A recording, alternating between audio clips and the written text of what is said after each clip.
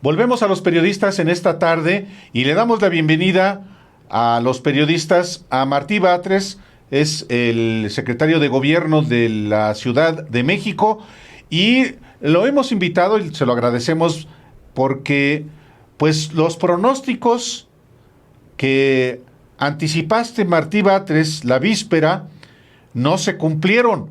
¿Fueron pronósticos, fue vaticinio o fue qué? El que cuando advertiste que se preveía violencia en la marcha. Afortunadamente no sucedió y eso se debe a una buena estrategia. Lo que dijimos es lo que sabíamos por la información que teníamos y lo dijimos precisamente como parte de una estrategia de comunicación disuasiva. Es decir, teniendo esos elementos, la decisión que se tomó fue informarle a la opinión pública, fue informarle a la ciudad, fue informarle a las mujeres, fue informarle a todas y todos que había esta amenaza de violencia. Había grupos preparados para generar la mayor violencia posible en la marcha y llegar a Palacio Nacional a generar la mayor provocación posible en Palacio Nacional, como ocurrió a escala en otros lugares, pero aquí Palacio Nacional es la sede del Poder Ejecutivo Federal. Ya no funcionan los pinos, como todos sabemos. Aquí vive el presidente, aquí está la sede del Poder Ejecutivo Federal y se pensaba por algunos grupos llegar a ser una provocación de máximo nivel. Entonces, por eso, por la seguridad de la gente, por la seguridad de las mujeres, tuvimos que hacer el anuncio de lo que conocíamos, de la violencia que pensaban promover varios grupos que tenemos detectados. Ahora, y funcionó, Álvaro, fue correcta la estrategia, fue correcto decir lo que dijimos, porque funcionó, y si me permites, funcionó en varios sentidos. Uno, por ejemplo, nos permitió envallar el Palacio Nacional, porque de otra forma, si lo hubiéramos envallado sin dar a conocer esta información, no se hubiera entendido por qué se ponía una valla y se hubiera dicho que era una muralla de intolerancia y estas cosas que luego se dicen. Funcionó también porque permitió que las organizaciones de mujeres que marcharon pacíficamente se rodearan de cordones para ubicar perfectamente sus contingentes, evitando que fueran infiltradas por los grupos violentos. Funcionó porque permitió que la Secretaría de Seguridad Ciudadana pudiera hacer los encauzamientos de los grupos que iba encontrando en los alrededores de varias estaciones del metro que traían palos, tubos, martillos, mazos, etcétera. Entonces, bueno, fue fructífera la estrategia. Una parte de la estrategia fue esta comunicación a la que te refieres, pero hubo otros elementos de la estrategia muy importantes. La capacitación de las policías mujeres, de las Ateneas, una capacitación incluso con perspectiva de género y de sensibilidad político-social muy importante. Ese es otro elemento fundamental de la estrategia que se llevó a cabo y que funcionó tan bien. Ahora, los grupos que tenían previsto actuar con violencia, ¿fueron neutralizados o llegaron a la manifestación, pero ya sin digamos que las herramientas para actuar con más violencia? Una parte fue neutralizada. Se recogió por parte de la policía una cantidad grande de este tipo de artefactos, como unos 300 artefactos de diverso tipo, entre martillos y bombas molotov, pasando por una gama muy variada, y otros sí lograron llegar, otras personas lograron llegar directo a la marcha con este tipo de artefactos. digamos que se neutralizó mucho, se bajó el número, muy probablemente también otras que pensaban llegar con estos instrumentos, pues no lo hicieron, ya no lo pudieron hacer, pues porque ya había otras condiciones. En los lugares donde generalmente se reúnen para sacar este tipo de artefactos, pues hubo mayor vigilancia y mayor presencia. Y también, por otro lado, hubo otro tipo de protecciones. Aquí en el Zócalo, la protección que se puso al Palacio Nacional, pues fue determinante, porque si no se hubiera puesto esta valla, que le llaman la valla Heavy, entonces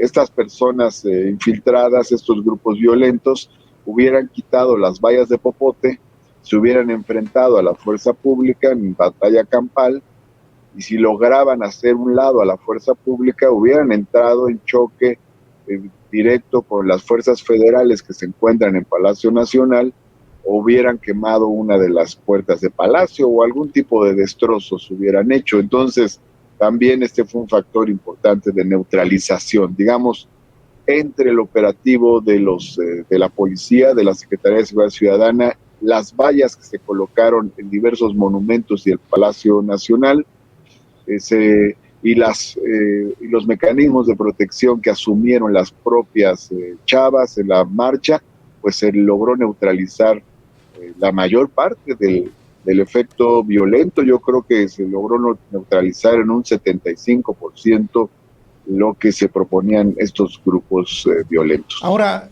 Martí, esos grupos violentos, ustedes los tienen identificados, porque en efecto están tienen ocultos el rostro mujeres y también hombres al estar participando en hechos como los de ayer enfrente del Palacio Nacional, pero no andan toda la vida con el rostro cubierto. El gobierno de la Ciudad de México tiene identificados, y si no los tiene identificados, ¿por qué no los identifica y los neutraliza de alguna manera? No en el sentido de que les prohíbe el ejercicio libre de asociación y manifestación, que eso lo consagra la Constitución, sino si cometen actos delictivos, o por lo menos de reglamentarios, sí sancionarlos. Bueno, sí se tiene identificadas a diversas personas. Se tienen identificados a los grupos que realizan estos actos violentos, y se tienen identificados a muchas personas que los integran, si bien no a todas, sí a muchas. Y varias de estas han sido ya citadas a la Fiscalía de Justicia de la Ciudad de México. Esto no lo hace el gobierno como tal, no lo podemos hacer nosotros, eso lo hace la Fiscalía, pero la Fiscalía ha ido con la información que va saliendo, que se va compartiendo, la Fiscalía ha ido detectando a estas personas con sus nombres y también su fisonomía, sus rostros, y ha ido citando a estas personas. Hemos sido cuidadosos en el gobierno de la ciudad, también la Fiscalía ha sido cuidadosa para pues no estigmatizar a ninguna persona, no machacar en algún nombre, pero sí hay personas que ya han sido citadas a la Fiscalía, hay personas a las que se les han abierto ya carpetas de investigación, y bueno, pues esas investigaciones seguirán. Algunas de las personas a las que se les ha abierto carpeta se han retirado de este tipo de actividades, hay otras que se han mantenido en ese tipo de actividades, y hay a partir de lo que la Fiscalía pueda procesar, pues se podrán abrir otras rutas de investigación también, para saber otro tipo de relaciones que puedan estar detrás de estas personas. Hay una mujer que ha estado identificada, y ella misma ha hecho público inclusive esta citatorio por parte de la Fiscalía, que ella inclusive dice es una batida por parte del gobierno de la Ciudad de México, me refiero a la directora de Desarrollo Social de la Alcaldía Miguel Hidalgo, Alessandra Rojo de la Vega. ¿Ella es una de las a las que te refieres, Martí? No, no.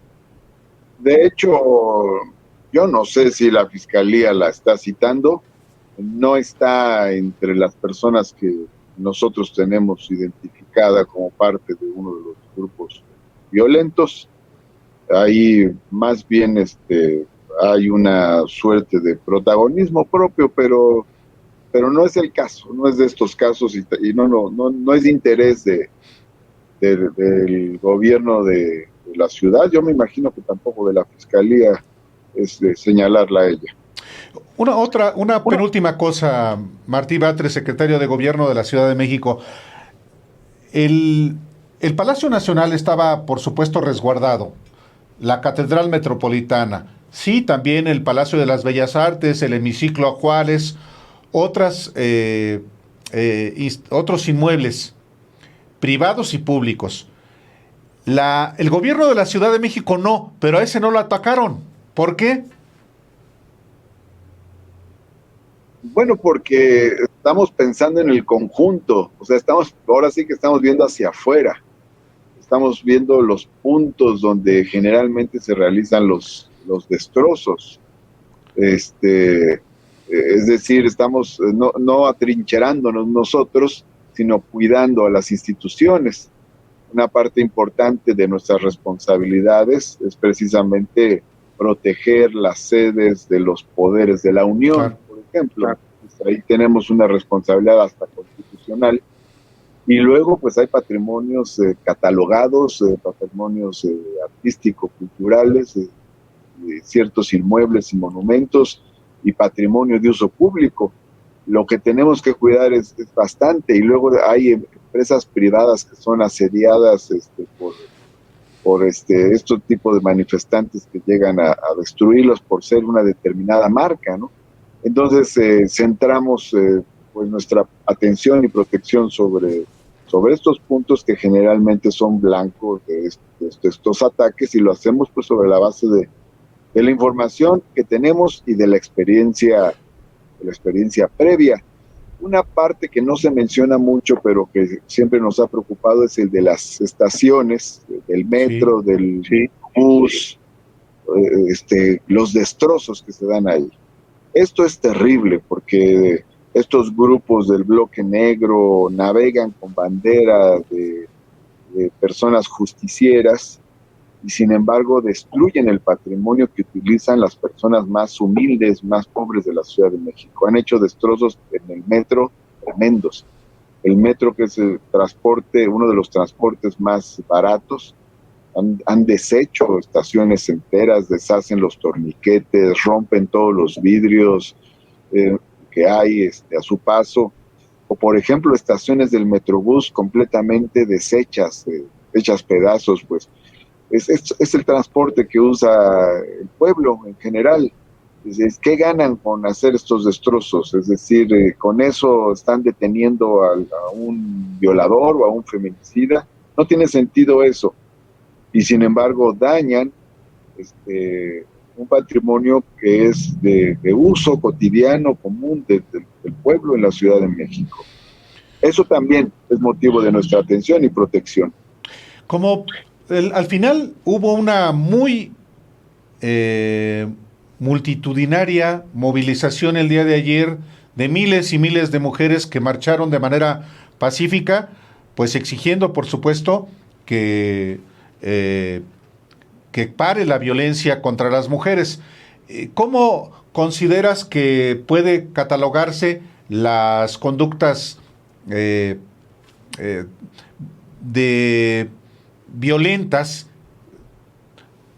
identificadas, como lo vimos en algunas imágenes, solamente enfrente del Palacio Nacional, Martín?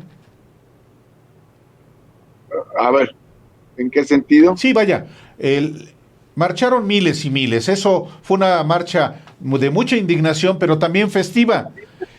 Pero fueron muy focalizadas las acciones de violencia. La gran mayoría de las mujeres que asistieron más del 99% de las mujeres que asistieron lo hicieron de manera pacífica. Sí. Son grupos pequeños, en efecto, son unos cuantos cientos de personas, digamos el 1% o menos de la marcha. Si la marcha fueron 75,000, el 1% son 750.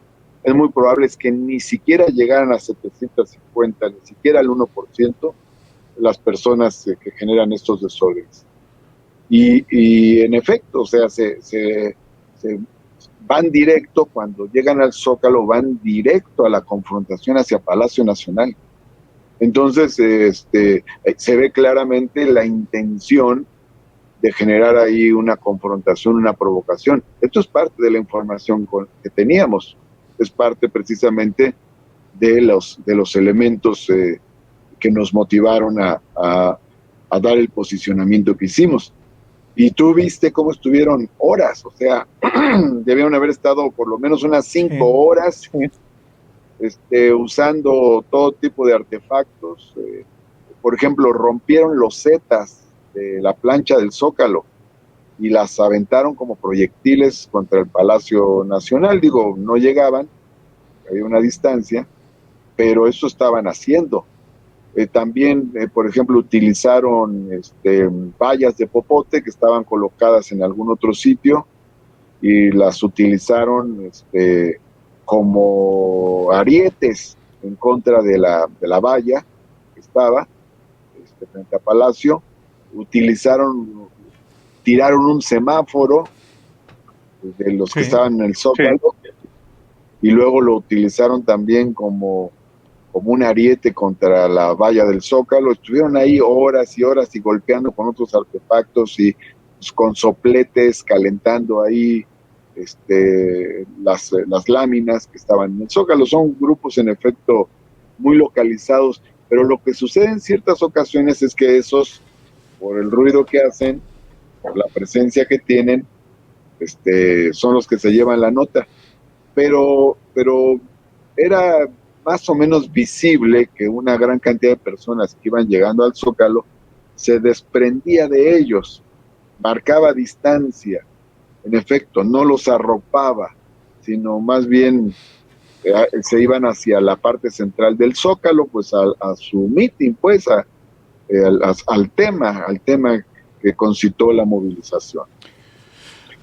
Al final, pues hay saldo blanco, hay en el presupuesto se prevé una movilización semejante en los siguientes semanas y meses, Martí.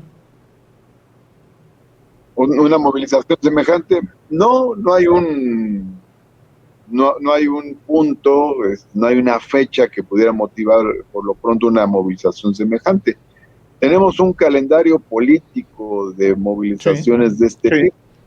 En el caso, por ejemplo, de las movilizaciones de las mujeres, está el 8 de marzo, pero también está la del Día Mundial por un aborto libre y seguro. Esta debe ser por octubre, septiembre más o menos. Está la del 25 de noviembre, Día Mundial de Lucha contra la Violencia hacia las Mujeres. Luego hay otras fechas que las propias mujeres han ido definiendo, una que se refiere a un tema relacionada con un acto en la columna de la Independencia y otras. Así es.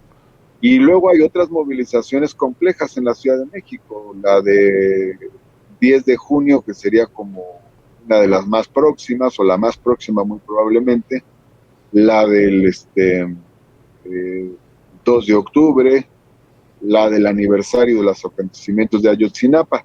Cada vez que hay una de estas movilizaciones, pues hay un trabajo sistemático para un procesamiento. Correcto. En estos últimos casos, déjame decirte que el tratamiento que se les ha dado ha sido muy exitoso. En el caso de la marcha del 2 de octubre, con la colaboración de los organizadores de la marcha, se logró una separación entre la marcha convocada por los organizadores históricos y los grupos del bloque negro que iban a generar violencia. Estos grupos no entraron al Zócalo, no se les permitió la entrada al Zócalo, y la marcha pacífica llegó al Zócalo, hizo su mitin durante todo el lapso, el tiempo que decidió. Eso nos permitió operar bien, pero esto hacerlo es complejo, pero finalmente salió bastante bien. En el caso de la marcha de Ayotzinapa, se tuvo interlocución con los diversos actores de la marcha, y no hubo un solo acontecimiento violento a lo largo de esa marcha. Los organizadores de la marcha de Ayotzinapa dijeron que no querían ningún grupo con acciones directas, lo dijeron claramente, y eso ayudó mucho para que saliera bien la marcha. Para ponerte algunos ejemplos de esta operación que se hace frecuentemente. Ahora, si me permites por favor, un par de comentarios sobre la marcha de ayer. Una cosa que me pareció muy interesante es este acercamiento entre las mujeres policías y las manifestantes. Hay un cambio en la narrativa, una cosa que te enchina la piel, porque de ser las policías, entre comillas, parte del aparato represor del patriarcado, pasaron a ser las hermanas, las compañeras que nos protegen. Así lo postearon en sus redes sociales muchas de las mujeres participantes en la marcha de ayer. Hubo entrega de flores, hubo abrazos con las policías, hubo aplausos para las policías y hubo policías que incluso llegaron a corear alguna consigna de simpatía con las causas de la manifestación de las mujeres.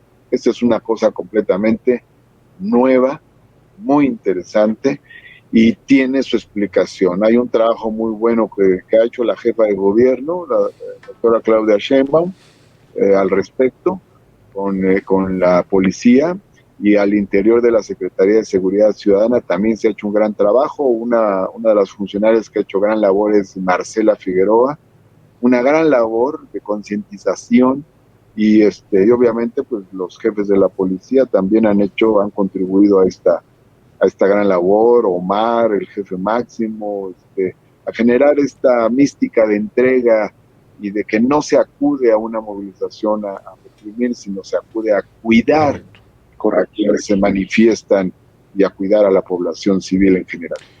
Muy bien, pues Martí Batres, secretario de Gobierno del Gobierno de la Ciudad de México, muchas gracias y seguimos en comunicación. Seguimos en comunicación, gracias por tu interés, siempre muy interesante platicar contigo, Álvaro. Y con Páez. Anda de vacaciones. Saludos para Páez también. Gracias, Martí. Muy buenas tardes. Hasta luego. Para los periodistas. Muchas gracias. Muchas gracias.